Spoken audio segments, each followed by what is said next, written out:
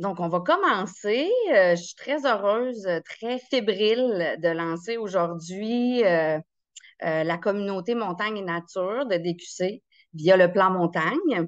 Nous, ça fait 1 an et demi, en fait, qu'on est en concertation et puis qu'on est à votre rencontre. Là, aujourd'hui, c'est très excitant là, de lancer tout ça. Il y a quand même plusieurs personnes qui ont répondu à l'appel. Donc, je suis très heureuse, en fait, de pouvoir compter parmi vous aujourd'hui. Dans un premier temps, on va lancer une vidéo. En fait, je vais passer la parole à mon directeur général, à mon directeur qui est Robert Mercure. Malheureusement, il ne pouvait pas être parmi nous physiquement, mais il tenait quand même à s'adresser à vous aujourd'hui. Donc, on va lancer la vidéo de Robert.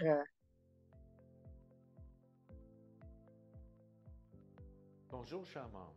Je suis très heureux aujourd'hui de lancer officiellement la communauté Montagne et Nature, ainsi que la programmation événementielle dans le cadre de notre démarche de la montagne. Rappelons-nous qu'il y a juste un an, Destination Québec Cité recevait une enveloppe budgétaire du ministère du Tourisme pour la mettre en place un plan montagne ayant comme grand objectif de diversifier l'offre touristique responsable et durable sur 4 saisons, favoriser la collaboration et réduire les chaînes d'approvisionnement, favoriser l'adoption d'une culture de développement responsable et durable par les entreprises et les territoires. Pour ce plan montagne, nous avons opté pour une stratégie axée sur l'innovation sociale et le développement d'un écosystème touristique durable pour toute la région. Tout ça passe par la concertation, la mobilisation et le développement de projets à l'auteur d'une vision commune et pérenne. Cette initiative de collaboration entre DQC et les MRC de Pont-Neuf, Jacques-Cartier, Côte-de-Beaupré, l'île d'Orléans et le territoire de Wendake. Notre objectif est de fédérer tous les territoires de la grande région de Québec et de mobiliser les réseaux touristiques locaux autour d'un projet porteur qui va permettre de structurer l'offre touristique sur 4 saisons et de devenir une destination responsable et durable 4 saisons et à un calibre international. Après un an de concertation et de mobilisation, je suis fier d'aujourd'hui d'annoncer officiellement le lancement de la communauté Montagne et Nature et je tiens à vous remercier personnellement de faire part à cette grande aventure pour le bien de nos entreprises, de nos collectivités et des générations futures. Merci énormément.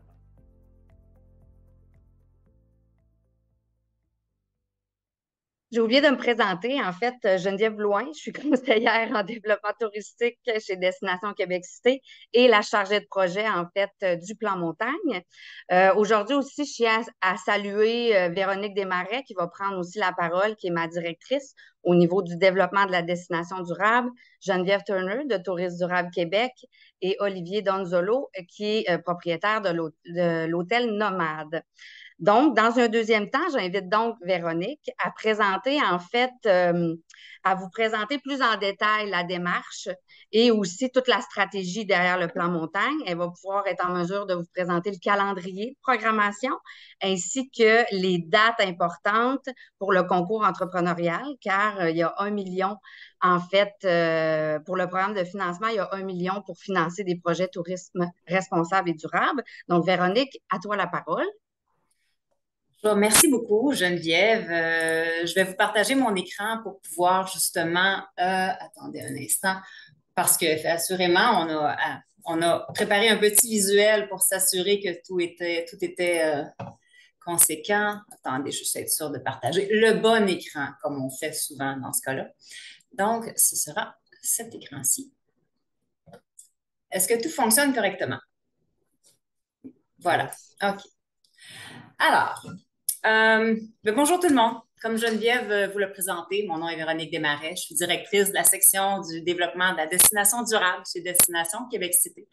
Ça me fait très plaisir d'être parmi vous aujourd'hui parce qu'en fait, ce premier webinaire-là, il permet de concrétiser plus d'un an de travail en mobilisation et en concertation des acteurs de l'écosystème, de notre bel écosystème d'entreprises et d'organisations qui gravitent autour de nos montagnes et de nos régions de plein air aussi, de tous nos espaces naturels de notre belle région de Québec. Alors, chers membres de la communauté entrepreneuriale Montagne et Nature qui sont déjà actifs dans la communauté, je vous dis bonjour. Mais j'aimerais en profiter aussi pour dire bonjour à tous ceux et celles qui se joignent à nous pour la première fois aujourd'hui. Donc, que ce soit les membres de Destination Québec Cité, tous les acteurs de l'industrie du tourisme, justement, de notre région, qui prennent pour la première fois part à la communauté, comme je disais. On a même des gens qui sont de l'extérieur de la région, donc ça nous fait très plaisir de vous compter parmi nous. Ces gens-là qui viennent en savoir, hein, je suppose que vous venez en savoir davantage sur qu'est-ce que le plan montagne, mais aussi qu'est-ce que le tourisme responsable et durable, parce qu'aujourd'hui, on va camper les bases, effectivement, d'un tourisme responsable et durable. Donc, je vous salue aussi à tout le monde qui est confortablement chez vous ou derrière votre ordinateur pour assister à ce premier webinaire de la communauté. En fait, entamer une démarche de durabilité, ça peut sembler complexe et ardu pour certaines personnes. Vous n'êtes pas au même niveau, justement. Certains entament tout juste une démarche, certains y réfléchissent, y pensent, ne sont pas encore là. Certains sont déjà très avancés dans leur démarche. On sait que se lancer dans la belle aventure du tourisme responsable et durable, 4 saisons en plus, ça demande du temps, ça demande une implication, un engagement.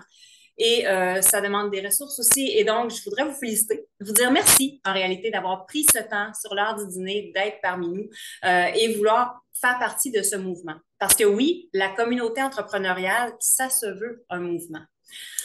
L'industrie touristique, je crois qu'il en est un tournant qui va lui permettre de jouer un rôle crucial pour contribuer à la santé des écosystèmes et des communautés. On entend souvent parler de l'impact négatif que peut avoir le tourisme sur justement les communautés, les écosystèmes, etc. Mais j'aimerais qu'on parle davantage de l'impact positif qu'il peut avoir, parce qu'il y en a beaucoup. On peut penser simplement aux bénéfices socio-économiques pour les communautés d'accueil. Il y a toutes sortes de façons de faire du tourisme responsable et durable et d'en faire justement un vecteur de changement. Je dirais aussi que on le fait, oui, pour le bien de savoir qu'on contribue à un mouvement qui est plus grand, qu'on est dans une démarche, mais aussi en tant qu'entreprise, je le disais tout à l'heure, je sais qu'il y a des freins, des fois, à tout ça, que le manque de ressources, de temps, comme je disais, parfois même le manque de connaissances. Mais en revanche, il faut penser que c'est un réel apport de faire ce virage-là et il est nécessaire. Il est nécessaire pourquoi? Parce qu'on le voit maintenant, les entreprises qui se lancent dans cette aventure-là, ils gagnent du côté concurrentiel et du côté de notoriété aussi pour des marchés qui souhaitent de plus en plus voir de la durabilité. Il est aussi important en termes de rentabilité pour les entreprises parce que on le voit, on le sait maintenant, le retour sur l'investissement pour l'adoption de pratiques d'affaires éco-responsables et de technologies propres a fait ses preuves et il est bon.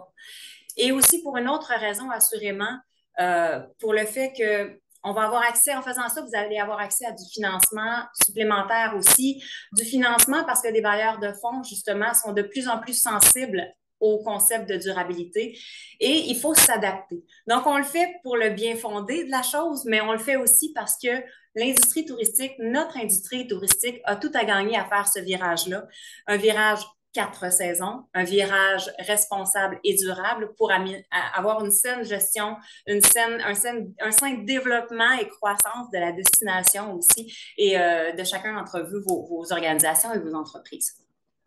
Vous voyez, on m'a demandé de faire ça rapide. Je pourrais m'épivarder longtemps.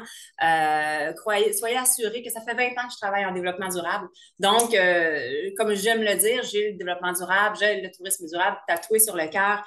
J'ai à cœur d'accélérer le virage éco-responsable, le virage durable au Québec.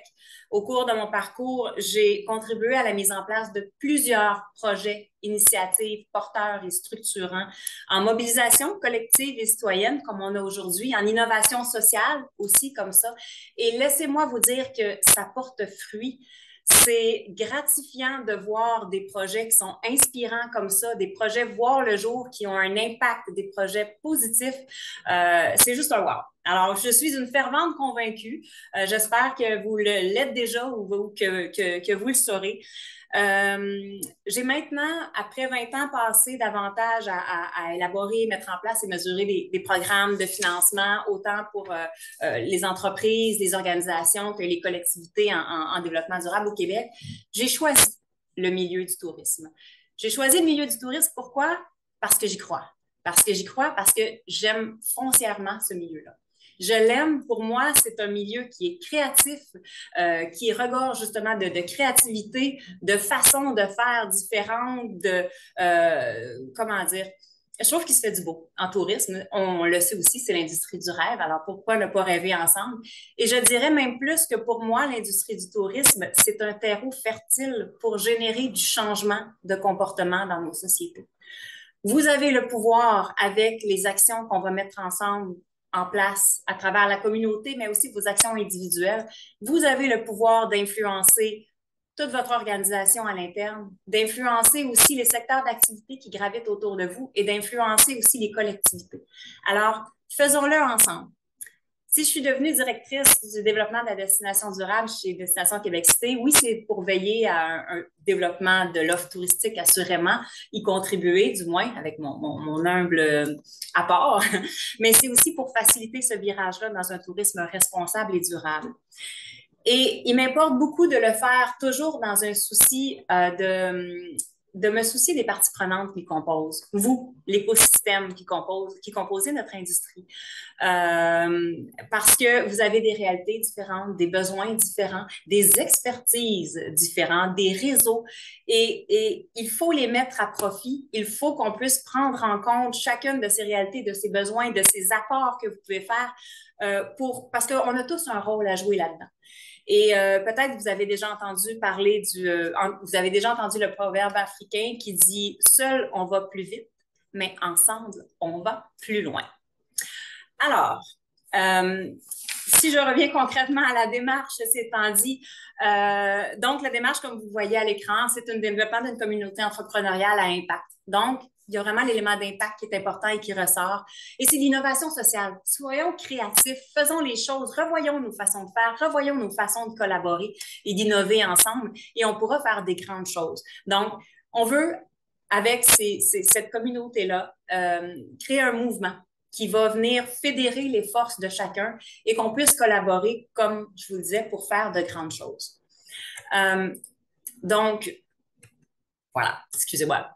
La mission que s'est donnée la communauté entrepreneuriale Montagne et Nature, c'est de mobiliser, inspirer, outiller et favoriser le maillage entre les entreprises et les organismes de soutien à l'entrepreneuriat, à l'innovation et au développement durable. Comme je vous disais, on est tous des gens. Je parlais tout à l'heure des entreprises, des défis, mais c'est juste qu'il s'adjoint à ça tout un réseau d'organismes qui sont déjà en place et qui peuvent aider à porter un support. Puis justement, ces maillages-là vont permettre de réaliser des projets qui vont être très intéressants selon moi. Alors, la structure du plan montagne, comme on l'a réalisé à Québec, comment elle se fait? Elle s'est faite tout d'abord en 2022 par la rencontre de chacun des territoires. Pourquoi? C'était pour faire un état des lieux, un diagnostic. Alors, on est allé à la rencontre des différents acteurs, autant des MRC concernés, des acteurs touristiques directement concernés par le tourisme de montagne et de plein air, des organismes sectoriels, des entreprises, des citoyens.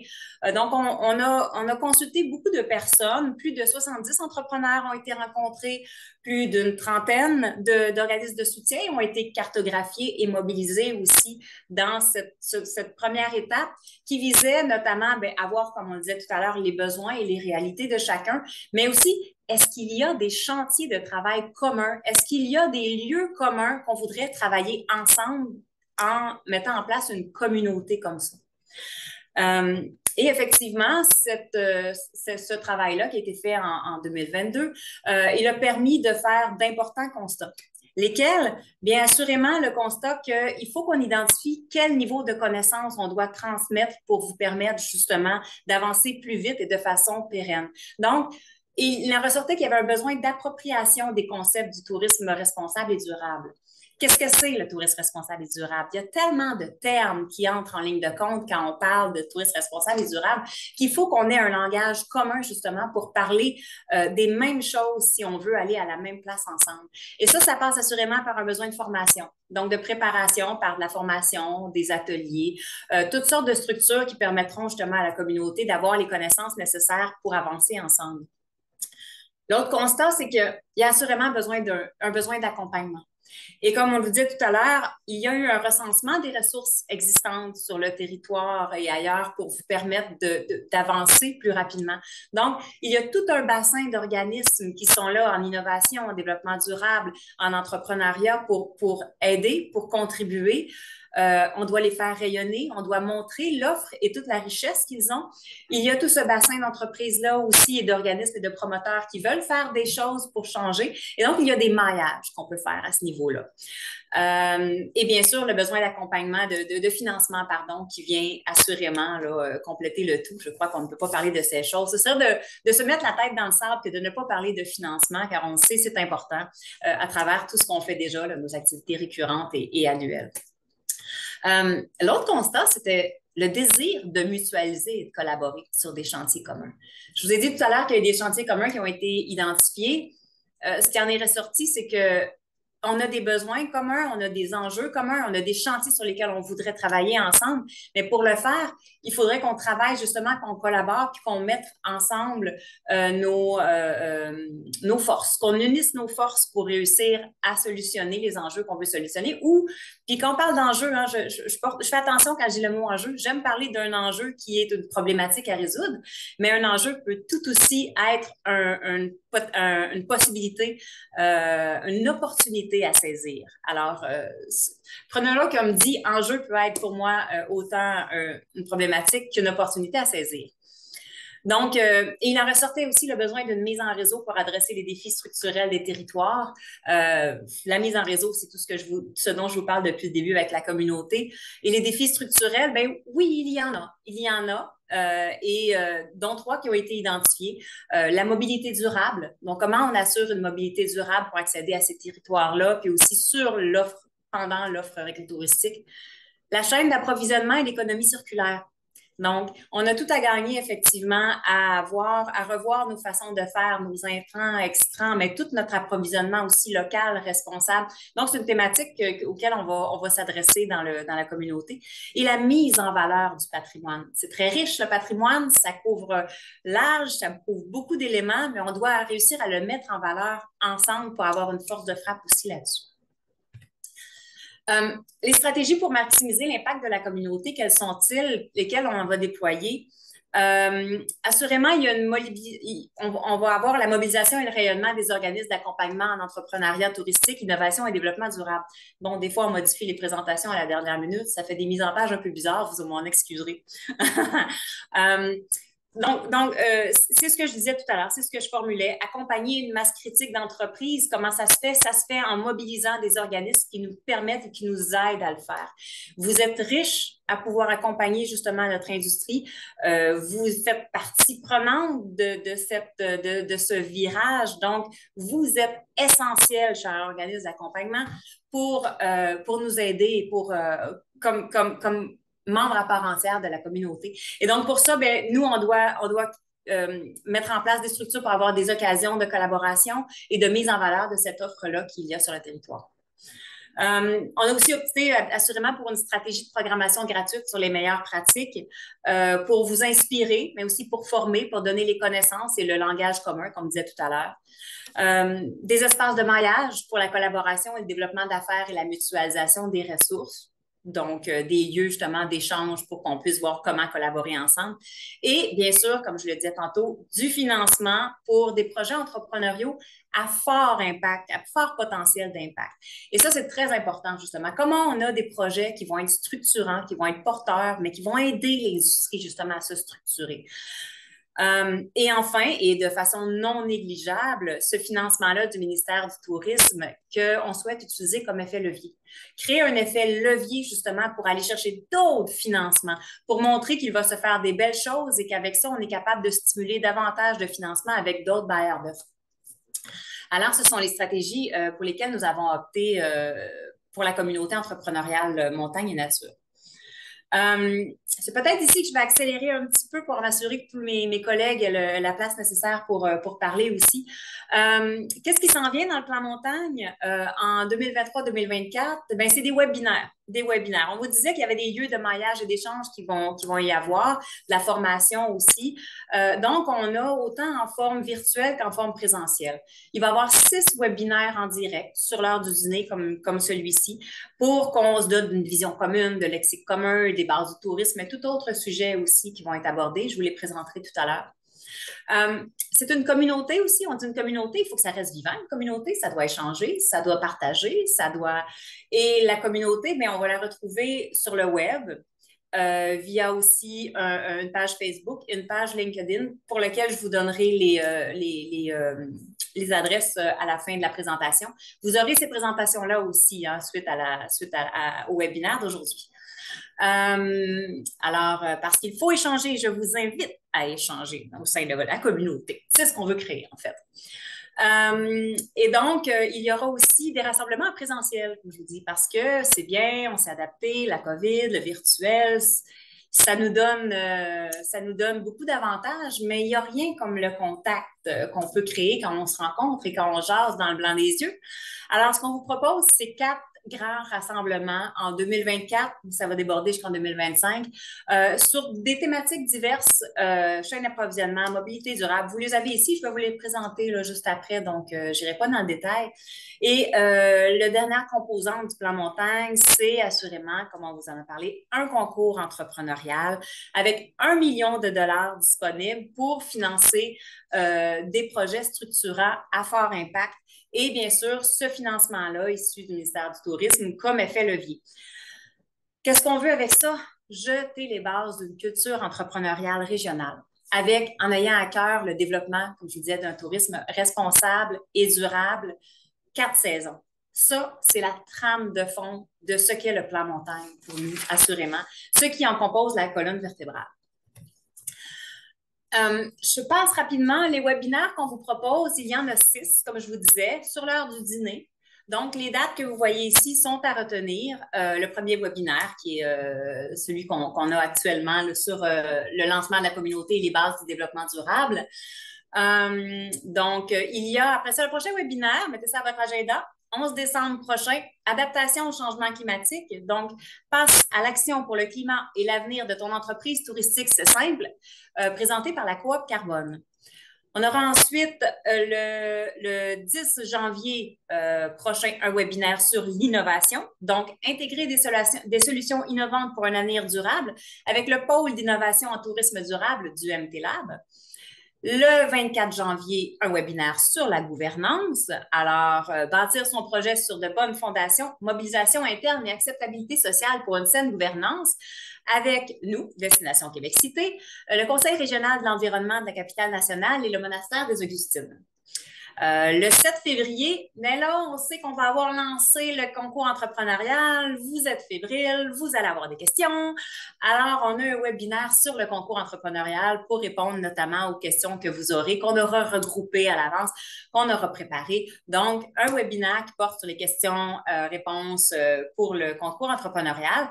Et enfin, le 21 février, ce sera un webinaire sur le financement. Donc, comment dénicher et maximiser le financement de ton projet touristique durable avec MT Subvention. Donc, on va espérer que toute cette matière vous sera utile justement pour vous aider à structurer vos idées et à trouver des solutions et des idées, voilà, des façons de faire. Je vous disais que c'était aussi 4 grands rassemblements, les 4 grands rassemblements en présentiel. Alors, rapidement, le premier grand rassemblement sera le 28 février prochain. Se rencontrer et collaborer, et ça aura lieu dans la MRC de Port-Neuf. On aura comme thématique les chaînes d'approvisionnement, la consommation locale et l'économie circulaire. Un deuxième grand rassemblement, et là, on n'a pas encore les dates. On vous promet qu'on vous tient au courant. On est une communauté, on s'informe, on se garde informé. On vous reviendra avec les dates exactes de ces prochains grands rassemblements-là.